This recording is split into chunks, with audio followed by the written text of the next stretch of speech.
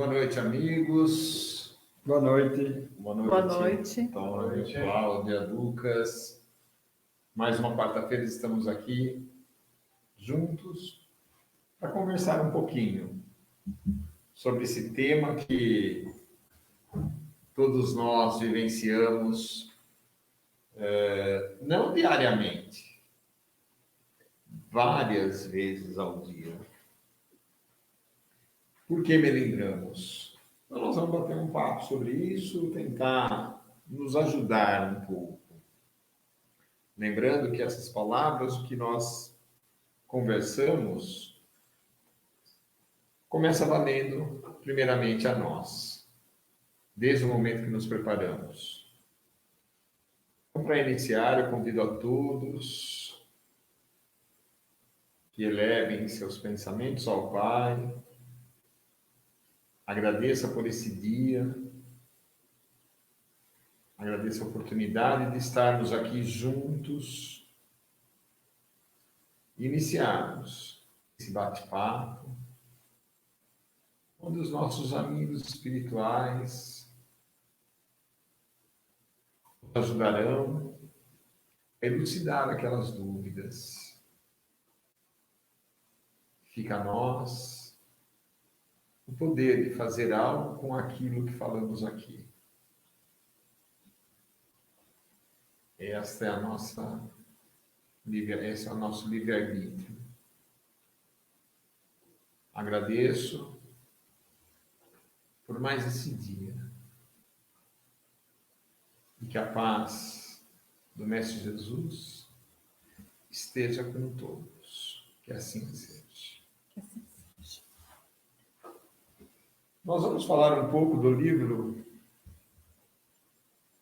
Reforma Íntima Sem Martírios, do Vanderlei de Oliveira.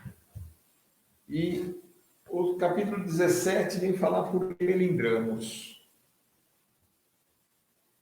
Só para a gente definir, eu consegui, um palestrante espírita, Manolo Quesada, ele fala assim: o melindre é uma extensão do orgulho manifestado na insatisfação que sentimos ao perceber que alguém não gostou do nosso jeito de ser ou de fazer as coisas. De uma maneira simples. Alguém fez algo diferente do que eu quero, do que eu gosto, do que eu acho que está certo. Ou do que eu espero que do que eu espero, me livro. E aí, a gente vem falar, começando o texto do livro, ele nos faz uma pergunta. Por que nos ofendemos? E nós criamos expectativas. É muito simples, né? Nós queremos que o outro haja conforme o nosso modo de ser, o nosso modo de pensar. E nós imaginamos que ele tem essa capacidade de entrar na nossa mente e descobrir exatamente como que nós queremos que ele haja.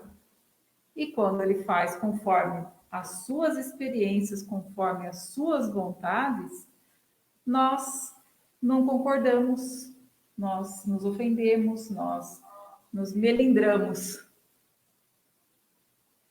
Como diz no trecho, o melindre é o filho do orgulho. Nós nos colocamos muitas vezes, independente se estamos certos ou se temos conhecimento daquilo que está sendo colocado em pauta, mas basta que sejamos censurados por algum motivo, vamos chamar assim até de essa manha, né? Como se fosse aquela manha da criança, né? Por ser contrariada, vem à tona, às vezes de forma mais exacerbada do que precisava ser. Na maioria das vezes, não precisava nem ter um sentimento negativo com relação àquela censura. A gente deve administrar, porque existe ali também a falta de conhecimento do outro, existe o meu sentimento de caridade que eu deixei de lado porque eu reagi. Então, essa censura, para alguns, é muito difícil de aceitar. Ela tem que fazer uma réplica em cima daquilo ao qual ele foi censurado. Ele não vai admitir. E se você fizer uma tréplica, e aquela história não para, porque ele não vai aceitar o fato de ser censurado ou de ser contrariado. Quando nós falamos, né, porque nos melindramos, mas por outro lado, por que nós ofendemos os outros? O que seria a ofensa? A reação à situação, né? E vem mostrar que a ofensa é um comportamento ou discurso que faz uma pessoa que seja vítima da injustiça. Então, o que me chamou a atenção quando nós falamos da ofensa, do melindre, essa palavra, a vítima. Quando eu me melindro, eu me torno vítima. Me coloco nessa condição. Me coloco nessa condição o tempo todo. E nós temos hoje, para trabalhar isso, né, para trabalhar os nossos melindres, trabalhar essas ofensas, nós somos colocados em grupos sociais que nós vamos tentar esmiuçar um pouco, tá? Primeiro, família. Quantas vezes nós falamos, poxa, meus pais gostam mais do outro irmão. Ah, gosta mais da irmã que faz isso. Ou do outro que é assim. De mim ninguém gosta, porque eu não gosto de usar camisa preta. Por motivos bobos, insignificantes. Nós fazemos esse trabalho. Um outro lugar que é campeão de trabalhar esse melindres, no nosso trabalho, no dia a dia. Poxa, às vezes se nós mudamos, só mudamos de mesa, nós já começamos a se melindrar porque a diretoria, o gerente gosta mais disso ou daquilo que me tirou da mesa, gosta dele, do fulano. Entre os amigos, temos um grupo de amigos, começamos a reclamar porque um conversa mais com o outro do que comigo. É uma condição que deteriora as relações em grupo ou de amizade, inclusive de romance, né? São uma condição muito maléfica, vamos dizer assim, principalmente para grupos. E se for grupos ainda que tem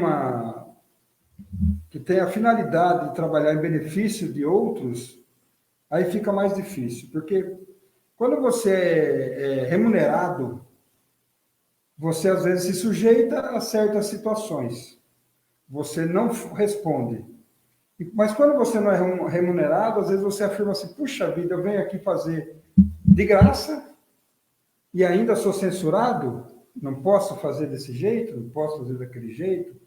E aí você acaba deixando essa oportunidade de solidariedade simplesmente porque você é um chato orgulhoso, vamos dizer assim, e não se apercebe disso. Não que a gente não possa ter, como diz algum autor aí, todos melindramos em algum momento. Mas a reação qual é? É respirar, não reagir àquele fato, àquela situação, e dar continuidade na história, porque a gente não pode interromper as coisas por situações tão pequenas, assim, tão, às vezes, que a gente pode chamar de tão simples, a gente transforma em algo maior. Então, essa relação que pode ser rompida por uma bobagem. Interrompe a caridade por uma situação. Eu achei legal essa pegada que você deu dessa situação, Antônio. E aí nós pensarmos assim, em 2 pontos. O primeiro, quantas vezes nós viramos e falamos assim, não, eu não vou ser católico, porque aqui na Igreja Católica o fulano me olha Em diferente. todos os lugares. Né? Aí eu vou na evangélica. Ah, não, na evangélica é porque o outro, fulano, olha disso. Aí nós chegamos na casa espírita, onde entramos, todos falando baixinho, todos conversando numa voz muito baixa. Parece o céu. Todos sorridentes. Todos sorridentes. Aí com nós, aquele olhar de angelical. aí nós nos encontramos e falamos assim, nossa, cheguei ao céu, né? Até o momento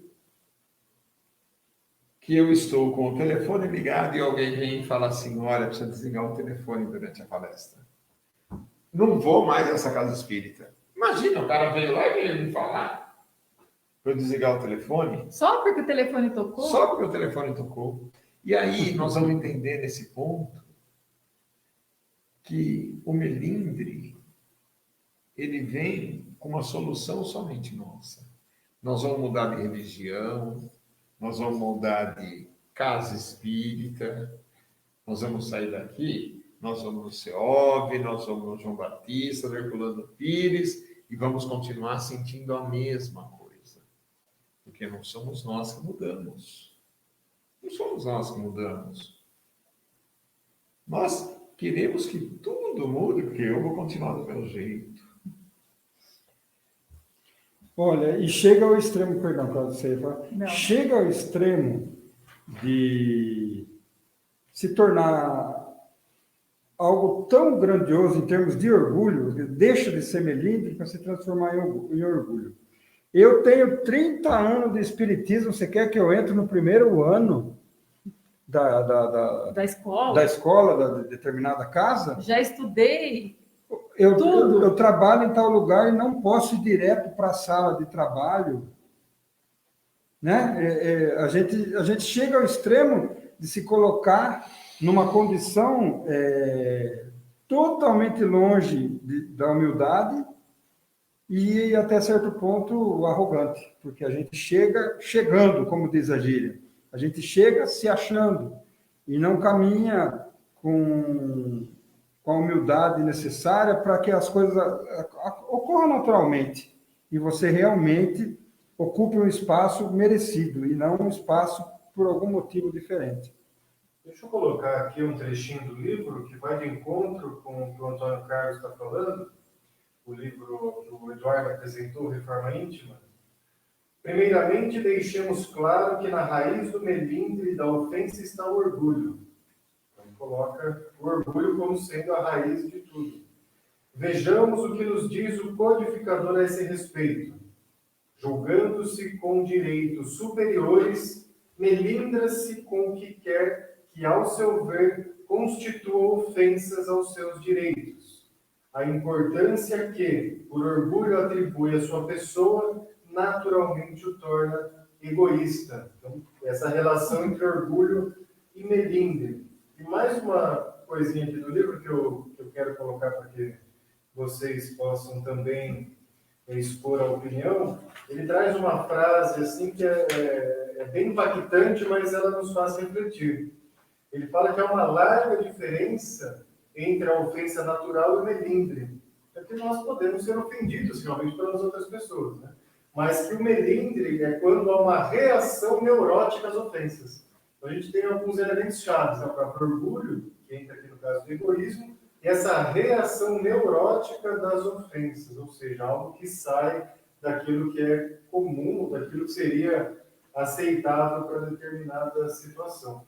E ele chama de ofensa natural, né? E a ofensa natural é muito interessante, porque ele faz uma colocação que tem um lado benéfico à ofensa natural. Ele fala assim, a ofensa natural nos chacoalha, faz a gente sair da nossa zona de conforto, faz nós olharmos para dentro de nós, para termos novas atitudes. Ela causa uma reação dentro de nós quando a gente se sente lesado ou ameaçado. Olha como ela é importante você trabalhar, receber uma ofensa, olhar essa ofensa e, por outro lado, não deixar ela ultrapassar um ponto de virar essa reação neurótica que vem o melindre, como foi lido. É como se fosse uma fonte de energia motora. Você necessita de determinados julgamentos a seu respeito. Não é que eles são ruins, eles são benéficos. Porque esses julgamentos é que vão fazer você tomar atitude, é que vão fazer você enxergar outros objetivos, enxergar outras situações que não só a sua. E a gente vê que a natureza, ela força isso, que a gente seja colocado numa situação onde a gente tem que reagir. E isso faz parte de um com o outro no nosso dia a dia, para que a gente realmente se movimente. E se você se colocar nessa condição de vítima, você não se permite essa transformação. Inclusive, eu queria salientar, não se permite a reforma íntima, que é o título do livro. Concordo. Aí tem esse capítulo, né? Inclusive esse trechinho aí que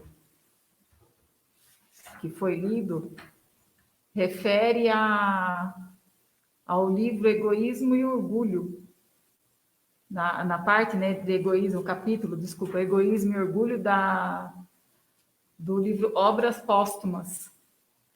E aqui, dentro desse livro, né, nesse capítulo, fala: é bem sabido que a maior parte das misérias da vida tem origem no egoísmo dos homens. Desde que cada um pensa em si antes de pensar nos outros e cogita antes de tudo satisfazer os seus desejos, cada um naturalmente cuida de proporcionar a si mesmo essa satisfação a todo custo e sacrifica sem escrúpulos os interesses alheios. Ou seja, né, nós nos melindramos porque nós simplesmente olhamos somente para nós, das nossas vontades. A gente se esquece do outro, que o outro também tem uma forma diferente de olhar, uma forma diferente de fazer as coisas, tem uma experiência diferente de vida, diferente da nossa. Mas nós só temos olhos para os nossos interesses, né? E, inclusive materiais. Vou usar um exemplo. Vindo da Igreja Católica, certa vez eu vi um ensinamento onde o marido e a esposa devem sentar-se um frente ao outro e numa outra cadeira imaginar que o próprio Cristo esteja lá.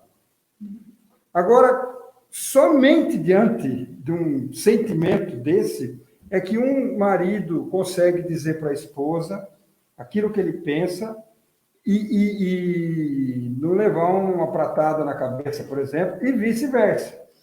Porque imagino que quase ninguém seja capaz de falar francamente marido e mulher.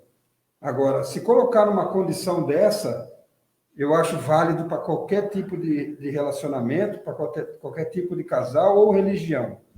Porque é como se a gente realmente tivesse que ter o respeito pelo Cristo que está ali, então eu não iria reagir ao que o outro pensa e o outro não iria reagir. Se não for numa condição similar a essa, dificilmente a conversa vai passar de 3 minutos, 5 minutos, porque nós vamos nos melindrar, o nosso orgulho vai pular para fora em relação àquilo que o outro está falando.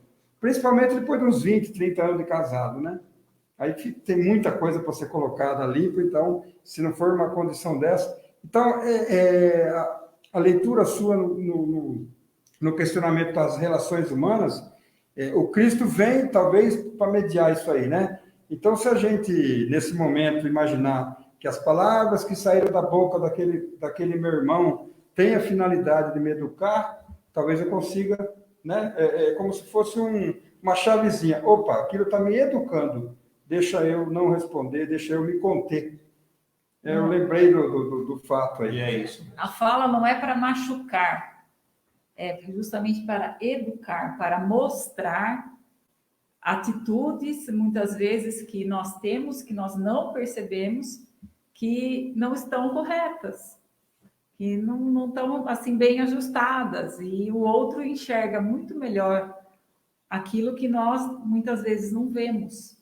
Porém, a gente não aceita as afirmações assim tão facilmente, né? Nós achamos sempre, como eu falei, nós só olhamos para nós, para o nosso umbigo, nós achamos sempre que nós estamos sempre certos, que nós fazemos o melhor, que nós somos os melhores, que as nossas atitudes são sempre as melhores. E quando o outro nos aponta aquilo que não está correto, nós nos ofendemos.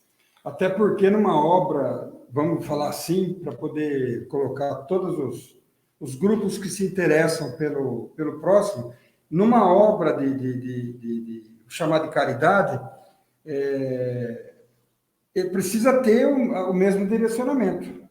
Então, não pode haver esse tipo de situação. Não pode, tem que ter doçura naquele que se expressa. Então, obviamente, um dia você está na condição de ser ofendido ou se sentir melindrado, mas na outra você está na condição de melindrar o seu próximo. Então, que você também tenha doçura na boca e doçura nos ouvidos. Isso é importante, né? Você realmente ter essa conduta paciente, indulgente, saber colocar, né, de uma forma amorosa, realmente caridosa, aquilo que você está enxergando no outro, que pode não estar muito bem, né? Muito coerente, muito congruente. Realmente, a forma como você expressa isso, né? Se for uma forma amorosa, se for uma forma caridosa, né? Sem a intenção de ferir, de magoar, com certeza vai ser recebida de uma forma diferente. Na minha cabeça veio o seguinte, não como somente o marido e mulher, mas a nossa vida, quando a gente tem que falar alguma coisa para um amigo, para um conhecido, alguma coisa que não é... Para um colega de trabalho. Um colega de trabalho. Um subordinado. Sim, alguma coisa que não é tão agradável. Eu fiquei pensando, Antônio Carlos, nisso. Imagina que eu vou falar para Jesus Cristo e Jesus Cristo vai falar para a pessoa. Como eu gostaria que Jesus Cristo ouvisse a minha fala. Como ele gostaria que eu falasse, né? É sem dúvida. E aí tem uma outra coisa que eu gostaria de colocar, que é muito... que nós fazemos isso muito. Nós eu achei que o Antônio Carlos pensou em me falar tal coisa e eu já me melindro, porque achei que ele poderia falar algo que era contra a minha ideia. Ou seja, eu crio uma fantasia de uma situação, essa fantasia de tal forma que não é uma verdade, e eu começo a fazer dessa fantasia uma verdade e vou me melindrando. E a hora que eu chego e falo assim, mas Antônio Carlos, você pensa isso? Ele vai falar para mim, eu nunca pensei isso. Eu nunca pensei isso. Então, olha a comunicação como nós devemos fazer. Tenho dificuldade, acho que o Antônio Carlos pensa isso, vou lá. Imagino que eu vou falar para Jesus e Jesus vai passar da mesma maneira para ele. Não quero esconder de Jesus meu jeito de ser, não. Então, eu vou lá e falar com as palavras de Jesus. Antônio Carlos, o que você pensa sobre isso? Ele vai dar a opinião dele. Só que nós, quando perguntamos a opinião do próximo, nós temos que estar preparados para a opinião honesta do próximo. Diferente da nossa. Igual ou diferente da nossa. Então é muito importante isso. Aqui no livro, ele vai indo bem de encontro. Eu achei interessante mais uma frase assim que traz um impacto bacana para nós refletirmos de novo, né?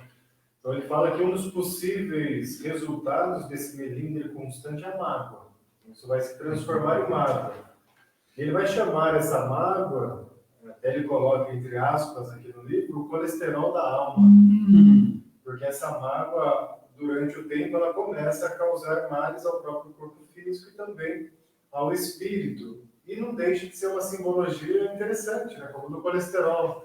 É aquela coisinha que vai ficando ali, você não percebe, você não cuida, na hora que você vai ver, ela gera um mal bem maior, né? Então, a mágoa resultada desse melindre, que, como a gente viu, é filha do orgulho, quanto mais tempo vai ficando conosco, ou seja, quanto mais a gente vai ficando remoendo tudo aquilo que nos aconteceu, nos melindrando, mais a gente tem uma chance de acontecer alguma coisa não saudável, né? Seja no corpo ou até a nível espiritual. Tem uma outra reflexão interessante aqui do livro, falando a respeito das vicissitudes. Nós nos melindramos com quaisquer coisas diferentes daquilo que nós achamos que deveria acontecer na nossa vida. Por que comigo, né? Por que comigo? Porque ele fez isso comigo? Ou porque Deus fez isso comigo? Enfim, nós nos melindramos. Agimos como crianças, né? Deitamos no chão, esperneamos, choramos, gritamos. Enfim, nós demonstramos muitas vezes uma incapacidade de compreender que essa situação está colocada na nossa existência para que a gente possa aprender a lidar com a situação, aprender algo com aquela situação, que essas dificuldades, esses obstáculos, vamos dizer assim, que nós encontramos na nossa caminhada terrena, nessas diversas, né, encarnações que nós já tivemos, são justamente os nossos professores. E as pessoas, muitas vezes ligadas a essas situações, também são professores. Muitas vezes nós botamos uma culpa, né? Fulano fez isso comigo, olha como estou agora, enfim. N situações que a gente pode colocar aí na nossa mente, que a gente não se melindra somente com uma pessoa, com o nosso próximo, com o nosso irmão, com nossos parentes, nossos colegas de trabalho, enfim. Nós nos melindramos com as próprias situações que nos acontecem. E as reencarnações, elas vêm para nos ajudar e, normalmente, nós não aceitamos as reencarnações com as suas dificuldades. É lógico, elas são colocadas as coisas para nós evoluirmos. Para a gente sair da nossa zona de conforto. Sair da né? zona de conforto. Se a gente não sai da zona de conforto daquilo que a gente já conhece, que a gente já sabe, a gente não aprende. Infelizmente, a gente, se ficar só no que a gente está acostumado, no que a gente gosta de fazer, naquela situação confortável, nós não evoluímos, nós não aprendemos. Nós estamos tratando um assunto assim, pontual, né? Mas não tem como tratar de nenhum desses assuntos que são tratados nas quartas-feiras aí, individualmente. Todos eles estão interligados com o processo evolutivo. Para a gente falar do dia que a gente nasceu até agora, pode faltar coisa, pode faltar explicações. E aí vem a doutrina dos espíritos trazendo um conjunto de ideias e de explicações que a sua inteligência vai moldar e ver o que você precisa, o que você não precisa. Mas a gente realmente vai na direção daquilo que precisamos nos relacionar para, como se fosse um novelo de lã embaraçado que você precisa desembaraçar. Se você não pôr a mão nele para desembaraçar, isso não vai acontecer. Então, não. Eu vou na direção disso, vou me envolver com isso para poder realmente ficar um expert no assunto, ou seja, para ficar um assunto esclarecido para o meu conjunto de ideias. Isso vai fazer com que amanhã, na próxima reencarnação, como fez lá atrás, para as de agora, eu não tenha problema com certas coisas. Né? Porque todo mundo é assim, ele tem mais problemas com umas situações do que com outras. É porque ele já administrou bem as outras. Então, cabe saber que administrando bem agora, se esmerando, vamos dizer assim, se esforçando naquilo que mais o aflige, para que ele não tenha mais essa situação futuramente. Pode. Tem alguns comentários aqui. A Rosana manda para nós. O importante é entender quando é melindre tentarmos enxergar dentro de nós onde mudar. É um grande desafio e aprendizado. A Amanda, ela também contribui. É o que eu sempre pergunto. O que eu tenho para aprender que ainda não estou enxergando? Então, isso é um exercício de autorreflexão muito importante, né? E aí já tiveram outros comentários falando do ego, do orgulho, enfim, tudo o que está relacionado a esse tema. E eu gostaria de colocar uma frase também que é atribuída ao Emmanuel, no livro Pensamento e Vida. Cultivar melindres e desgostos, irritação e mágoa é o mesmo que semear espinheiros magnéticos e adubá-los no solo emotivo da nossa existência. Olha que frase profunda, né? É algo que a gente vai cultivando, vai semeando, sabendo que vai nos espinhar ali na frente, né? Vai nos machucar e vai deixar aquele solo com uma erva daninha, nos fazendo mal. Quem vive em se ferir, acaba como espinheiro. Né? Então, você vai bem nessa linha. Lucas, existe também, né, bem dentro disso que você está falando, que a gente vai vivendo nesse hábito, né? Isso começa lá quando criança, quando a gente já começa, ou hoje nós ajudamos a isso, ou começamos a ter o vício de não ser contrariado. Toda vez que somos contrariados, nós reagimos. Agora, uma coisa é você reagir com um estudo, com argumentação, com seu conhecimento. Buscar solução, né? Para que vá buscar a solução. Buscar solução. A outra é você reagir, por orgulho de alguém não concordar com a minha ideia. Quando a gente tem esse vício de não ser contrariado, nós vamos trazendo até hoje como adultos. E deve dar um trabalho tirar isso, né? Porque nós continuamos aqui sendo melindrosos. Então deve dar um trabalho muito grande. Ou seja, vamos sofrer com o espinheiro nosso mesmo. Tá? Vamos ser meio mais radical até. É difícil a gente relacionar-se com humilhação, né? Então, algum pensador aí, que eu não me lembro agora, disse assim: você não é humilhado, você que se sente humilhado. Ninguém consegue te humilhar, entendeu? Ninguém consegue fazer de você algo que você não se sinta. Então, nós precisamos entender que esse mar de rosas que às vezes as pessoas esperam da vida, ele não é assim e nem pode ser assim nesse momento. Porque essa é uma escola onde a situação de provas e expiações, isso é muito claro aqui. Quem tem a oportunidade de viver uma situação mais agradável em sua vida, ou fez por merecer, ou também faz parte de uma prova, porque dizer para os outros assim, eu nunca fiz mal a ninguém, não serve de nada, porque ele pode não ter feito bem para ninguém também. Então, eu nunca fiz o mal e sempre me esforcei para fazer o bem, ou até fiz em várias situações, isso tem uma vantagem.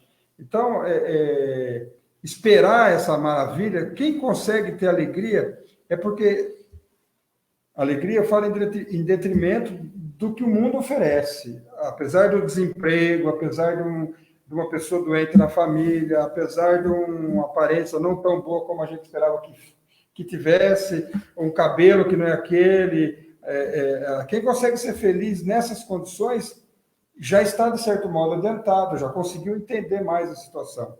Então, quer dizer, você pega a sua vida, vê tudo que ela te oferece e vê como você se comporta dentro daquilo que ela te oferece, você ainda é melindroso, você ainda é, sei lá, rancoroso, todas essas situações que causam mal à saúde. Então, olha o desperdício da oportunidade.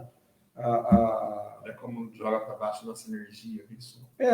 A saúde, tem alguns textos que tratam de saúde integral, né? Então, a saúde, como o Lucas falou, ela é como se nós fôssemos uma planta que nós mesmos cultivamos, né? Nós vamos dando aquilo tudo que nos faz, que nos mantém. Então, se a gente fica dando vibrações ruins, que são esse tipo de coisa que a gente está falando hoje, ou se você se dá alegria, né? Se você se dá a oportunidade de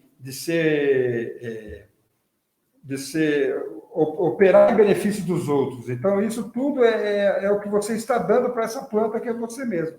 Tem que estar muito atento, porque vai nos cobrar isso no futuro. No outro parágrafo, ele vem falar uma coisa que o fato de nós queremos controlar tudo, para que tudo vá acontecendo da maneira que a gente quer. Que esse controlar, qualquer coisa que foge desse controle meu, vai ser um peso muito grande. Ou seja, eu acredito que eu tenho o poder de controlar todos à minha volta, todos da minha família, todos do meu trabalho, para que eu fique bem. Só que aí, a primeira coisa que mostra que quando eu quero controlar, eu estou sendo extremamente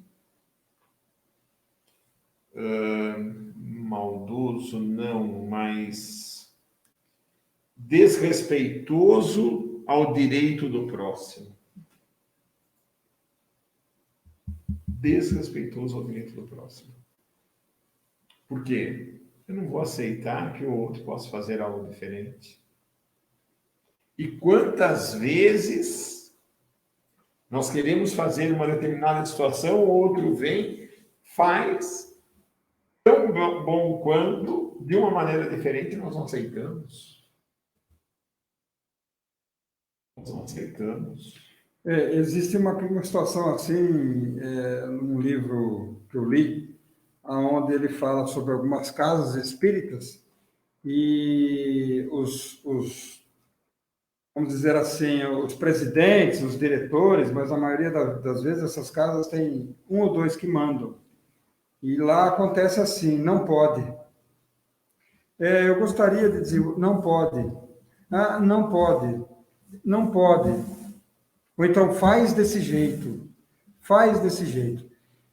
Isso é uma forma de aprisionamento. Quem vai agir com sabedoria, ele vai permitir que os outros se desenvolvam por conta própria, vivenciando. Ele não pega tudo e resolve tudo, porque isso não é sabedoria, isso é uma dominação, é como se fosse um ditador, né? E isso, o livro retratava uma situação assim em diversos centros espíritas, e aonde as pessoas não poderiam fazer as coisas. Então, dê essa oportunidade, né? Você até ofereça essa oportunidade para as pessoas serem elas próprias, não seguirem aquilo que você acha que é o caminho correto das coisas. Imagina como nós nos sentimos quando eu tento controlar tudo e uma das coisas foge do meu controle. É natural fugir, né? Mas imagina como eu fico, né? É natural quando você aceita isso. Sim. Se você não aceita, você vai sofrer, você vai ficar mal, vai ter uma reação no seu corpo físico. Lógico que vai. Você não tem controle de tudo. É uma contrariedade que vai te fazer mal para o corpo e para a mente, né? E no livro ele vem colocar para a gente que existem alguns tipos aí de pessoas melindrados, né? O primeiro que ele vem falar é o contrariado crônico, que ele não aceita nada, não aceita nem a sua encarnação do jeito que você veio. E isso vem trazer um problema seríssimo, psicológico. Não só o físico, mas o psicológico. O fato de eu não aceitar nada na minha vida, né, vai causar transtornos de natureza mental. Até eu ia perguntar para o nosso amigo terapeuta algum exemplo, sei lá, alguma ideia dessa situação crônica, como você disse. Quer dizer, o que isso pode acarretar e pode fazer a saúde, transformar a saúde dessa pessoa, né? No sentido assim, de não dormir,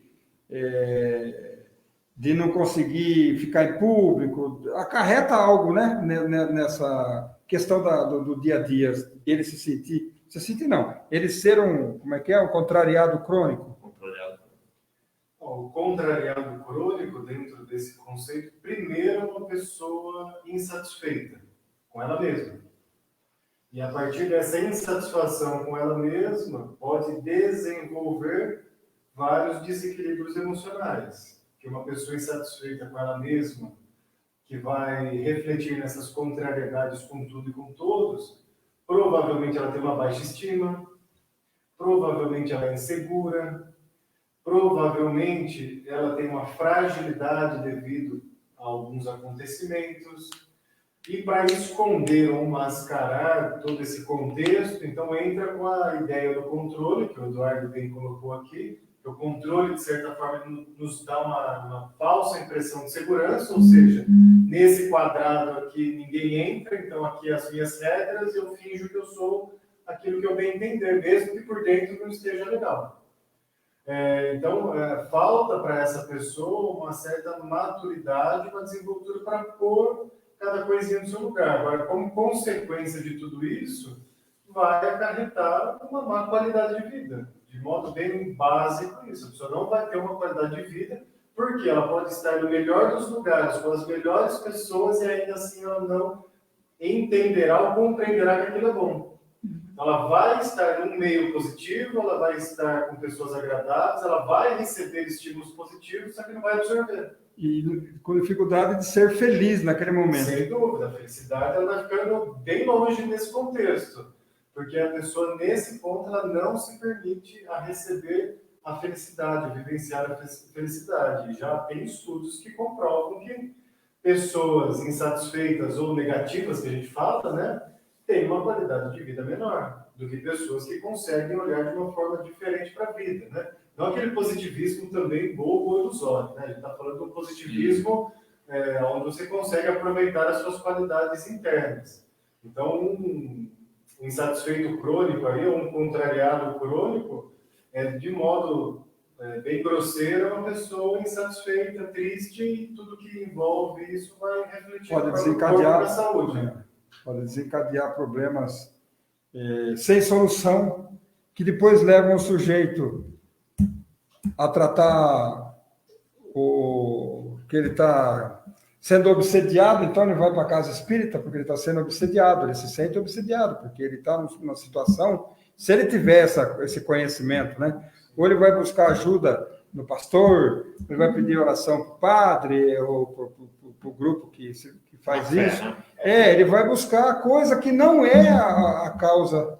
O Eduardo ainda vai falar de outros padrõezinhos aí, ou de dois grupos, outros né? padrões. Mas, de modo básico também, quando nós nos melindramos, e a gente se melindra ainda, né?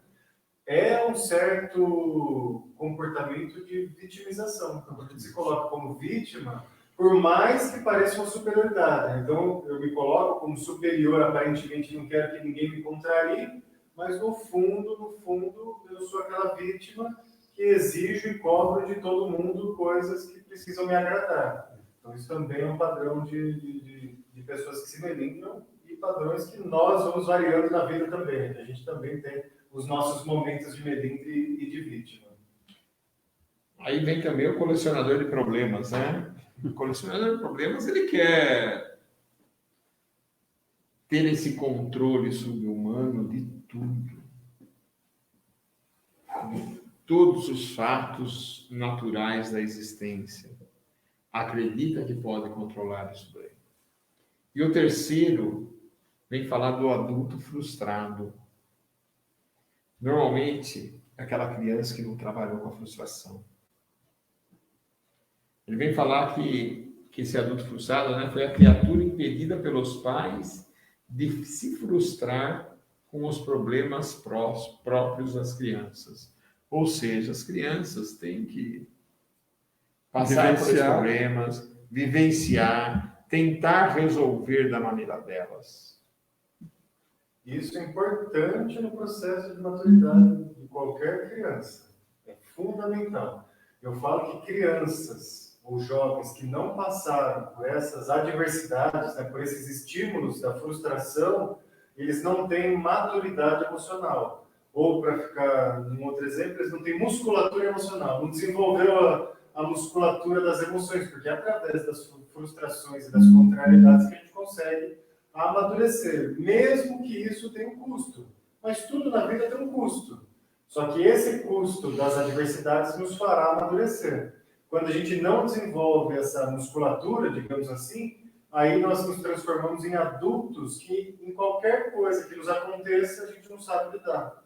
E aí pode até cometer algo contra si próprio ou tomar alguma atitude extrema. Até contra, como a gente tem visto muito, contra a pessoa que ele está envolvido emocionalmente. Sim. Então, isso que o Eduardo coloca, né, da parte da criança, é fundamental. Nós não conseguiremos jamais proporcionar tudo para as crianças sem frustradas. Então, se a gente ensiná-las a lidar com a frustração, que ela não vai poder ter tudo a todo momento, isso vai fazer com que ela se torne um adulto melhor lá na frente. Então, você dá um presente para a criança, dá uma caixinha de lápis de cor com 12 cores, mas ela quer uma cor que não está na caixinha. E aí, como que você vai ensinar essa criança a lidar com essa frustração? Ela está frustrada, né? Então, se numa pequena coisinha dessa você souber ensinar ela, quando ela for um adulto, numa situação maior, aparentemente, ela vai entender que ela não vai poder ter tudo ali na frente. E ela vai saber usar os lápis que ela tem, os recursos que ela já tem. Então, nós precisamos olhar para tudo isso. Vai fazer a cor que ela quer com as duas cores que ela tem ali. Com certeza. E aí, um exercício para nós, né? Desculpa, Cláudia. Um exercício para nós. E o que hoje nós fazemos para que eu deixe, por exemplo, que a Cláudia resolva uma situação que eu já sei resolver fácil, mas ela nunca passou. Eu vou lá na frente e faço antes dela. Eu peço para o Antônio Carlos, mas o Antônio Carlos está quebrando a cabeça, eu vou lá e faço. Então, o que eu colaborei com isso, com eles? Nada. Então, nesse ponto, entra a humildade. A humildade de olhar e falar assim, não, legal. Ela vai resolver do jeito dela. Vai conseguir resolver. E resolve. E resolve, não tenha dúvida. Talvez demore um pouco de tempo a mais. Mas ela vai aprender. Do jeito dela. O que eu queria colocar é que algumas frases, né, que a gente acaba ouvindo, por exemplo, pais, né, nossos pais ou pais em geral, que passaram por esses momentos, né, de dificuldade, de frustração, que tiveram que superar, né, uma série de situações na sua vida, às vezes uma limitação financeira, uma dificuldade, uma moradia que não é a melhor, né, no início de vida conjugal, por exemplo, e propõe, né, que os seus filhos nunca passarão pelas necessidades, pelas dificuldades que eles passaram. Isso parece uma coisa amorosa, benéfica, positiva, Mas se a gente olhar pelo outro lado, né, que a criança não vai ser impedida de se frustrar a qualquer custo, vai gerar o quê? Um adulto que não sabe trabalhar com as frustrações. Não vai gerar um adolescente, mais cedo do que um adulto, vai gerar um adolescente ou até mesmo uma criança que não trabalha bem com frustrações. E vai causar um grande atraso, um grande sofrimento para esse ser, porque ele foi impedido de lidar com situações que vão trazer crescimento, que vão trazer ferramentas para que ele possa se desenvolver, né, nessa encarnação. Essa flexibilização que as pessoas precisam ter para encontrar os seus caminhos, encontrar as suas soluções, não depender do outro, não depender de um pai, de um marido, de um companheiro, de quem quer que seja, de um amigo, para resolver as suas situações, que ele tenha que ele crie essa caixa de ferramentas tão importantes, para que mais à frente ele consiga usá-las, consiga sair de situações muitas vezes desafiadoras, né, na sua vida. Então, essa fala que meu filho não vai passar pelos problemas e pelos desafios que eu passei é bem preocupante. E a gente escuta muito isso. Assim, eu escutei, não exatamente assim, né, de algumas pessoas, mas a gente está vendo o reflexo disso. Parece que era um padrão de pensamento, né?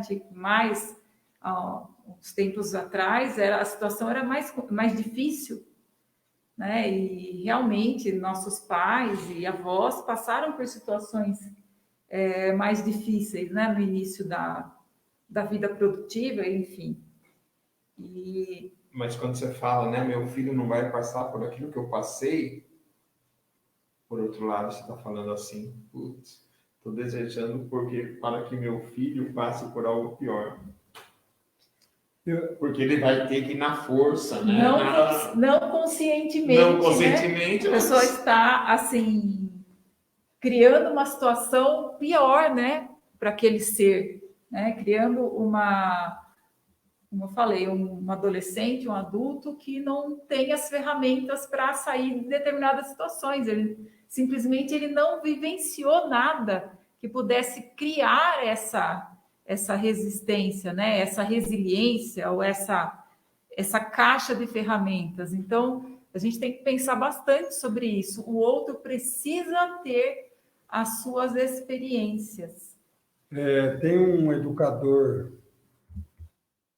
que falava muito na televisão, aparecia no Fantástico, um japonês que faleceu. Uma vez eu ouvi falando assim, os pais de hoje, ele já está falando de pais de 10, 15 anos atrás, né?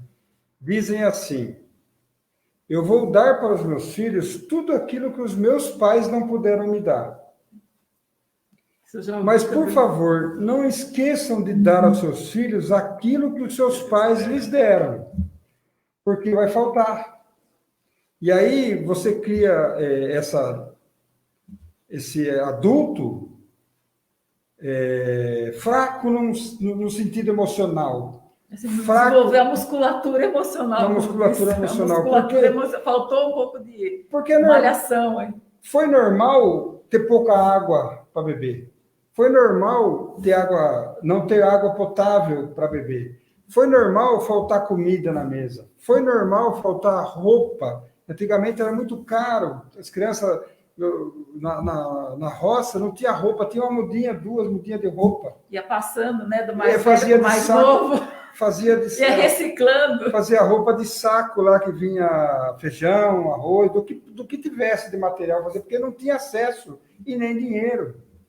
Então, isso tudo sendo visto pela criança ajuda a criar um adulto que não é melindroso, um adulto com musculatura emocional. Então, não pode deixar de dar para os filhos também aquilo que os nossos pais, os que são mais velhos um pouco, porque os muito jovens talvez não tiveram essas necessidades. Mas a criança, tem que ser exposta às dificuldades. Inclusive, tem um estudo que diz que a criança tem que ser exposta até os 3 anos de idade a um pouco de sujeira da casa, do quintal, das coisas, para ele adquirir resistência, porque é nesse período. Ativar o sistema imunológico, né?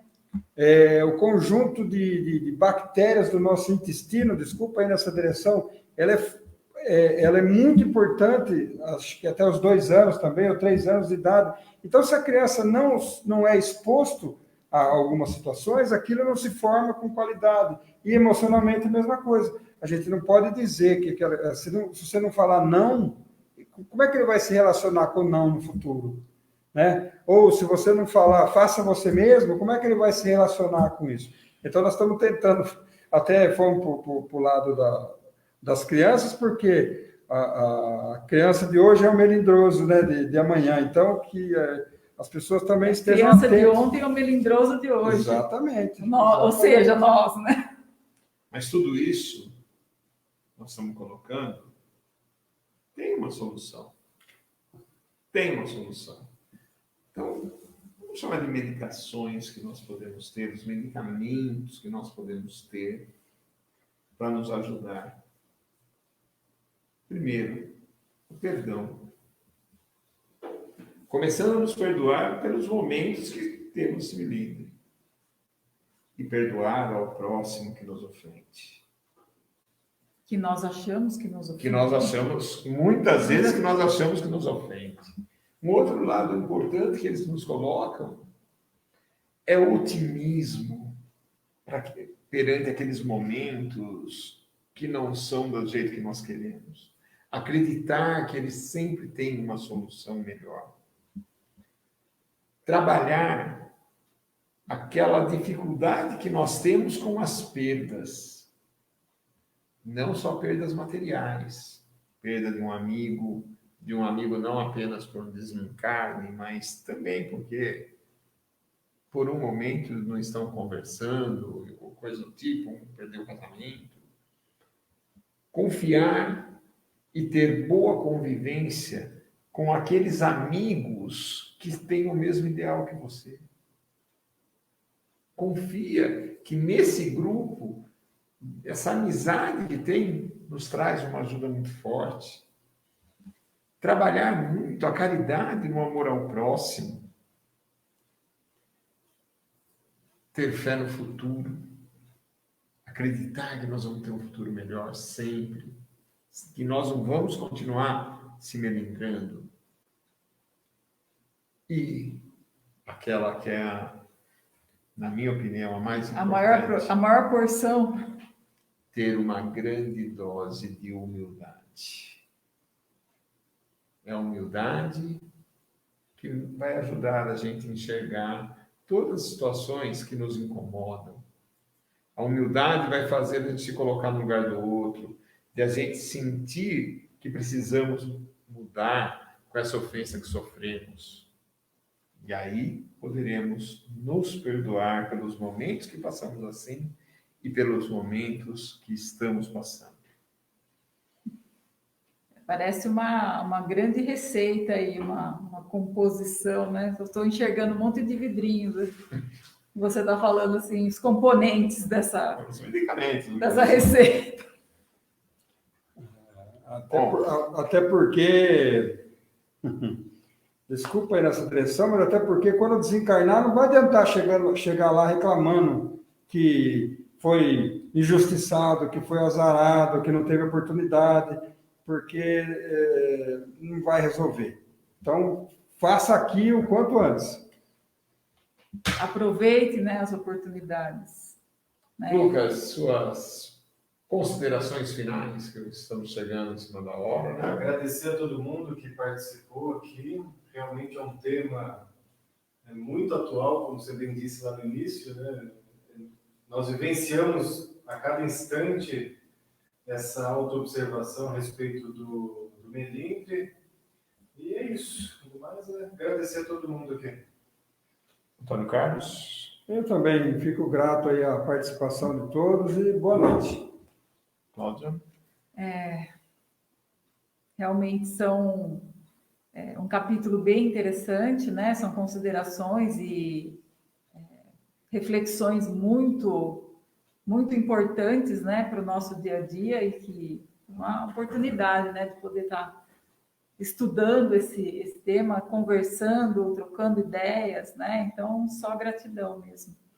Para mim, eu vou puxar um pouquinho do que a Daniela colocou no momento numa mensagem dela, que é difícil recebermos crítica. Toda crítica, não tem exceção nisso que eu vou falar, é construtiva. Toda crítica nos tira da zona de conforto. Toda crítica faz olharmos para dentro de nós e nos conhecer. Vamos tentar evitar isso que é difícil receber a crítica. Não, estou aberto a receber a crítica, porque ela é construtiva para a minha vida. Eu agradeço muito a todos que participaram. E convido, no próximo domingo, das 10 às 11 da manhã, nós teremos uma palestra aqui, e junto com a palestra nós teremos o passe, com o distanciamento, com a máscara, com álcool gel, evitando abraços, fazendo tudo que os órgãos de saúde estão nos pedindo, para que continuemos fazendo e possamos já começar a pensar numa possível novo dia de trabalho. Agradeço a todos e peço que todos recebam em seus lares todo o amor,